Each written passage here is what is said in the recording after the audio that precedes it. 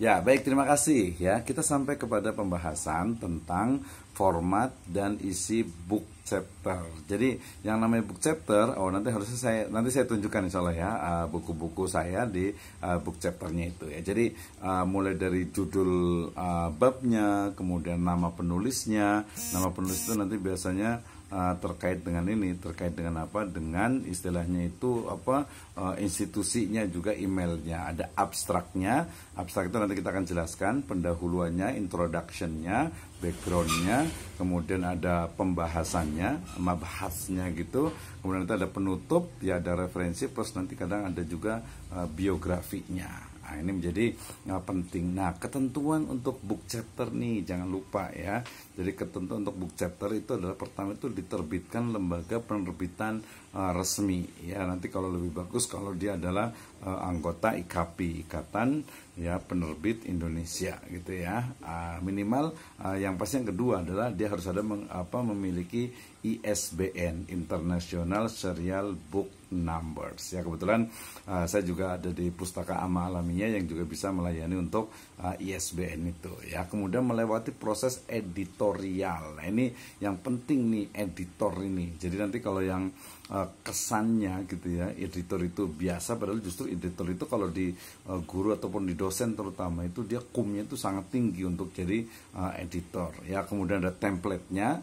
Template-nya kemarin kalau yang mahasiswa yang di A2 kemudian yang di B1 itu kita sudah kasihkan, dan kemarin kita sudah coba uji cobakan untuk UTS dan UAS-nya, dan ya menurut saya cukup bagus juga gitu. Jadi termotivasi, terstimulus untuk menghasilkan sebuah karya ya. Nah, ini jadi ketentuan dari book chapter-nya itu. Oke. Next, nah, how to write book chapter ya, bagaimana cara menulis book chapter. Ini sebenarnya sih apa ya, simple saja, nggak susah gitu ya, nggak susah. Cuma karena mungkin belum terbiasa, nggak tahu bentuknya kayak gimana ya, sabar ya. Nanti kita akan berikan contohnya, saya akan sharekan contohnya gitu ya. Oke, ini cara menulis book chapter. Jadi nanti kita mulai dari judul ya. Judul di sini adalah judul dari babnya atau chapternya itu ya.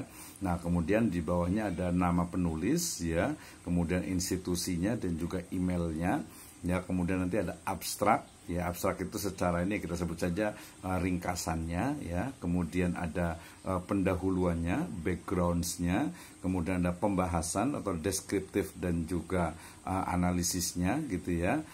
Kemudian sampai kepada kesimpulan dan daftar pustaka tentu saja, plus biografi dari autornya atau dari penulisnya. Jadi sesimpel ini gitu ya, semudah itu gitu ya. Jadi ya memang gampang sih, nggak susah gitu. Apalagi nanti kalau yang baru-baru bisa, caranya gimana ya, gampang lah sekarang itu dengan sumber dari online, sumber dari jurnal, sumber dari mungkin beberapa buku yang sudah free di download gitu ya. Ini menjadi hal yang menurut saya sangat mudah, sangat membantu kita untuk menulis sebuah book chapter atau membuat sebuah tulisan yang merupakan bagian dari buku Bunga Rampai ya. Kita akan mulai dari awal. Jadi untuk judul bab atau book chapter nih ya, jadi kalau saya biasanya itu kadang pilih bab ataupun chapter yang paling dikuasai dan diminati gitu ya. Saya sempat menulis tentang saya mau tunjukkan buku saya, berarti harus ini ya. Ada beberapa buku saya yang ada di sini juga nih. Itu bisa jadi referensi juga. Boleh ya, nanti akan saya tunjukkan. Kebetulan di ini adalah motivatulis ya, motivasi untuk menulis ya.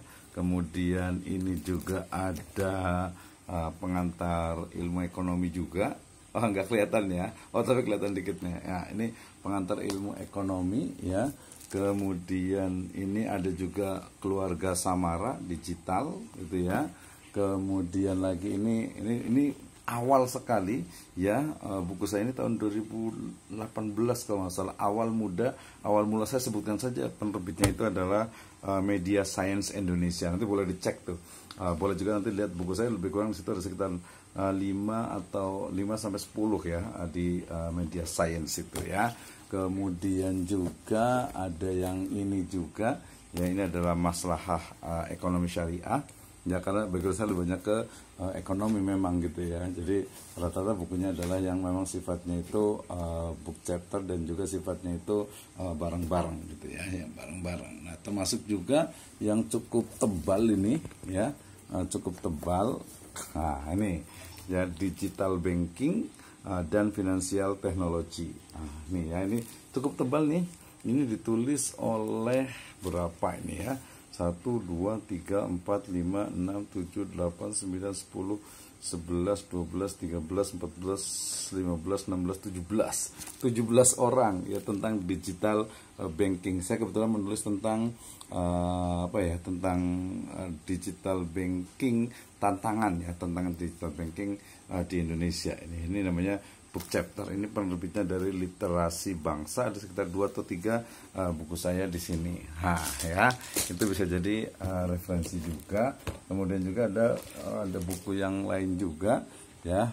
Itu nanti bisa saya contoh. Jadi pertama itu biasanya pilih bab atau chapter yang paling dikuasai dan juga diminati ya. Kemudian juga perhatikan juga untuk ketersediaan referensi, baik referensi itu online ataupun offline ya. Kemudian juga kadang suka juga yang agak sedikit challenging ya, sorry nih ya, mungkin ada tulisannya agak salah nih, challenging gitu ya. Jadi ada yang menantang, misalnya saya nulis tentang terutama metode penelitian, kayaknya banyak sekali ya, lebih dari 10 yang tentang metode penelitian gitu ya. Jadi di metode penelitian itu saya biasanya yang buku ini saya pilihnya itu temanya ini, buku ini temanya ini gitu ya. Gitu, jadi masing-masing itu jadi kayak menguasai, maka nanti kalau disatukan lagi jadi itu menjadi sebuah satu buku juga gitu ya. Jadi satu buku. Jadi intinya judul atau dalam menentukan judul di bab book chapter biasakan nanti ada contoh iklannya. Nanti bisa diambil di situ ya, bisa diambil istilahnya itu, saya mau ambil yang ini aja deh, yang paling mudah misalnya kan untuk latihan dulu gitu ya, yang latihan dulu. Kemudian nama penulis, institusi dan email ya, nama harus bagus sesuai dengan ijazah dan juga nama resmi dari Disduk Capil kali ya, di pemerintah lah pokoknya, dari ijazah ataupun juga di aktenya. Ini biasanya untuk yang sifatnya resmi, tapi saya kadang juga pakai nama Abdurrahman gitu ya, karena menurut saya saya juga nggak butuh istilahnya itu untuk resmi, untuk apa, biar aja yang penting ada saya di situ namanya gitu ya. Jadi kadang itu, nah ini kadang yang kurang dipahami oleh orang yang mungkin terlalu kaku ya dengan aturan gitu, ini kok namanya beda-beda sih gitu ya. Menurut saya ya nggak apa-apa, itu kan nama pena gitu ya. Kemudian juga orang nggak kenal juga nggak apa-apa sih, biarin aja, yang penting itu tulisan saya gitu ya. Nah itu, jadi ada beberapa buku saya nanti yang itu boleh nanti diketik di Google Scholar misalnya Abdurrahman Misno gitu ya. Nah kalau yang sekarang memang kalau di yang untuk resmi biasa hanya pakai Misno saja gitu ya. Institusi tempat bekerja atau untuk belajar, ini sebenarnya untuk membuktikan bahwa orang itu memang memiliki ya semacam kualitas lah ya, sehingga ada mewakili dari lembaga atau institusi. Kemudian email resmi lembaga ini biasa juga penting ya. Kalau Gmail kadang masih bisa, tapi lebih elegan kalau menggunakan misalnya saya di drmisnomai@sifabogor.ac.ac.id gitu ya, misalnya. Itu juga akan lebih terpercaya dan keren gitu ya. Kemudian abstrak, ini hampir sama dengan abstrak di skripsi, tesis, disertasi ataupun di jurnal. Tapi kalau menurut saya, kalau untuk yang book chapter ini tidak baku sebenarnya ya. Jadi tidak, abstrak itu tidak mesti ada dan tidak semuanya itu ada. Tapi minimal ini karena sebagian juga mahasiswa yang mau menulis tentang tesis ya dan juga disertasi ya, ini yang namanya abstrak. Jadi abstrak itu isinya adalah latar belakang masalah. Latar belakang itu paling cuma 2-3 baris ya. Identifikasi pembahasan, nanti kalau itu diidentifikasi maka kesalahannya itu paling hanya 1-2 baris. Kemudian metode yang digunakan itu kalau di skripsi, tesis, disertasi, kalau di book chapter itu biasa sistematika penulisan, bukan sebab satu apa gitu, tapi ya akan membahas chapter ini, bagian atau bab ini akan membahas tentang ini. Kemudian ada hasil pembahasan itu paling banyak juga 5 baris, bahkan mungkin hanya 3 baris. Kemudian kata kunci itu tidak lebih dari 5, jadi 3-5 keyword. Ini kalau book chapter yang membutuhkan adanya kata kunci. Yang berikutnya pendahuluan atau latar belakang. Ini biasa juga sangat teoritis, tapi ya menurut saya penting gitu ya, teorinya dulu nanti baru di satu-satu gitu ya. Nah, jadi dalam jadi ada bisa menggunakan pendahuluan, introduction, mukodimah atau latar belakang gitu ya. Itu terserah lah, biasanya ngikuti dari template yang keluarkan oleh penerbit publisher dari book chapternya ya. Jadi pembahasan, ingat dalam pendahuluan itu dia mesti pembahasan yang mengarah pada topik utama tulisan. Jadi belum selesai gitu. Ini biasa kalau yang di S1 nih biasanya gitu ya. Ini masih latar belakang, masalahnya udah selesai gitu ya. Padahal seharusnya latar belakang itu adalah mengantarkan pembaca kepada permasalahan yang diteliti atau yang akan dibahas, topik yang akan dibahas gitu ya. Nah, gitu ya. Jadi pembahasan yang mengarah pada topik utama tulisan. Nah, jangan lupa perkaya dengan data mutakhir. Ini mungkin masih ada beberapa mahasiswa yang menganggap, kan saya kualitatif berarti nggak boleh pakai angka. Ya enggak lah gitu ya. Angka itu dalam konteks data mutakhir itu ya sangat diperlukan, dan data ini jangan lupa nih untuk tesis ya misalnya itu ya 5 tahun terakhir lah ya gitu ya. Ya kalau 10 terakhir masih bisa gitu, tapi udah bukunya lama yang dipakai, datanya sudah lewat misalnya nih. Nah, kita mau bicara tentang kurikulum merdeka atau mungkin bicara tentang ekonomi kontemporer ya, atau mungkin manajemen, tapi bukunya itu tahun 80 gitu ya, tahun 90. Aduh, udah jadul banget gitu ya. Jurnal juga udah lama. Ini nggak tahu ngambil dari internet gitu ya. Jadi perkaya dengan data mutakhir. Nanti akan lihat, kebetulan saya juga kemarin dengan teman-teman di APIC, Asosiasi Pengajar dan Peneliti Hukum Ekonomi Syariah, itu menulis tentang digitalisasi ekonomi syariah di Indonesia yang didanai oleh BI. Itu datanya itu cukup valid itu ya. Oke, kemudian jangan lupa ya, dalam pendahuluan juga tambahkan teori dan juga realitas saat ini yang diharapkan. Maksudnya ini sebenarnya ada dua nih. Yang teorinya seperti ini, realitasnya yang ada. Mungkin kalau dalam penulisan skripsi, tesis, disertasi itu adalah adanya gap antara das sein dengan das sollen gitu ya. Kemudian di latar, biasa di akhir, ini karena kita bicara tentang book chapter ya, jadi ada semacam identifikasi permasalahan dan topik utama pembahasan ya. Jadi kalau di tesis juga sama nih ya, jadi harus ada identifikasi permasalahan, tapi kalau di book chapter dia sebenarnya lebih kepada topik yang mau dibahas apa sih. Berarti di akhir paragraf bisa bahwa bagian ini akan mengkaji atau akan membahas mengenai ini gitu ya. Jadi itu lebih kepada permasalahan yang akan ataupun topik utama pembahasan yang akan dibahas. Nah, lengkapi juga dengan pendapat tokoh yang expert di bidangnya. Ini penting nih ya. Misalnya gini, saya mau menulis tentang pengertian misalnya definisi atau takrif, ya janganlah dari jurnal atau dari buku gitu ya. Jadi kalau namanya pengertian secara etimologi, secara bahasa, ya pasti harusnya sumbernya itu dari kamus gitu ya. Kalau bahasa Arab ya kamus Munawir minimal ya, pakai Lisanul Arab mungkin itu yang paling tinggi gitu ya, Tajul Arus gitu ya. Kalau itu ya minimalnya itu pakai Webster Dictionary gitu ya, dan lain sebagainya. Pokoknya kalau ngomongin kalau membahas tentang definisi ya dari kamus gitu ya.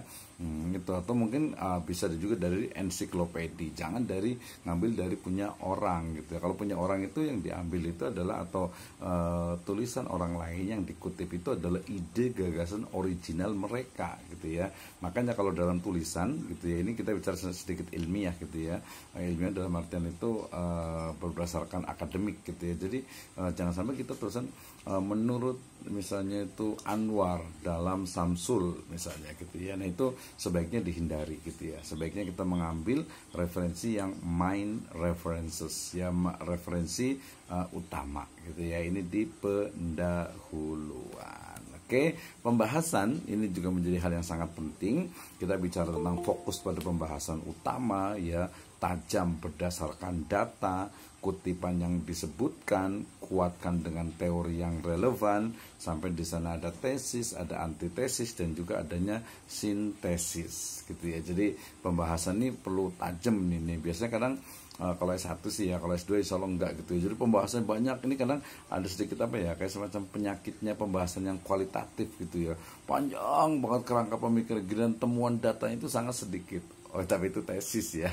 Kalau book chapter itu kadang panjang di awal ya, pengertiannya, kemudian juga dasar, prinsip, pemahaman dan sebagainya. Pembahasannya cuma paling hanya beberapa baris gitu. Itu kalau ibaratkan anatomi manusia, ya tubuh manusia itu kepalanya itu besar gitu ya, tapi badannya itu kecil gitu ya. Atau mungkin kakinya itu kecil sehingga nggak kuat untuk menapak gitu, untuk berjalan. Jadi harusnya kan proporsional, the great proportion gitu ya. Jadi proporsinya itu harus betul, tangannya sekian, kepalanya sekian. Jadi kalau ibaratkan manusia itu book chapter atau pembahasan ya seperti itu. Oke, latar belakangnya mulai dari kakinya gitu ya, kemudian badannya, kemudian juga tangannya, pundaknya, sampai kepada pembahasan utama itu adalah kepalanya gitu ya, kepalanya, dan nanti sampai kepada kesimpulan seperti itu ya. Jadi harus fokus, kemudian tajam, kemudian juga ada kutipannya, kemudian teori yang relevan, jangan sampai teori yang ketinggalan ya. Dalam dunia pendidikan misalnya masih membahas kemarin tentang teori tabula rasa misalnya, ya udah ketinggalan banget ya. Model pendidikan juga masih pakai teori-teori psikologi pendidikan yang udah lama, teknologi masih pakai yang lama, aduh udah ketinggalan banget gitu ya. Terus juga belajar, cara ngajar masih kayak zaman dulu gitu, udah nggak zaman seperti itu gitu ya. Oke. Nah, this is from me, itu dari saya terkait dengan bagaimana how to write a book chapter. Oke.